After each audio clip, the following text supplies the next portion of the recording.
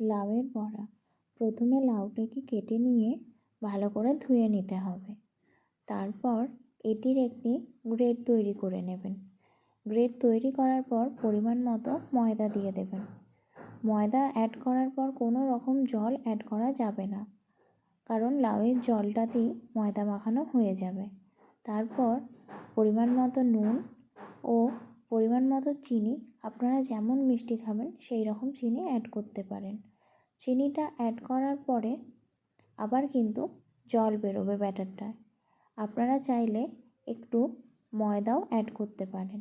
তারপর তার উপরে কালো জিরে ছড়িয়ে ব্যাটারটি অল্প অল্প করে কড়াইয়ে গরম তেলের মধ্যে ছাড়বেন। একদিকটা লাল লাল করে ভাজা হয়ে গেলে অপর দিকটা আবার লাল লাল করে ভেজে নেবেন। তাহলেই আমাদের রেডি লাউয়ের বড়া। খেয়ে দেখবেন, খুবই সুস্বাদু খেতে ও খুবই ভালো লাগে গরম গরম খেতে। বাড়িতে কেউ এলে চটজলদি এটাও বানিয়ে দিতে পারেন।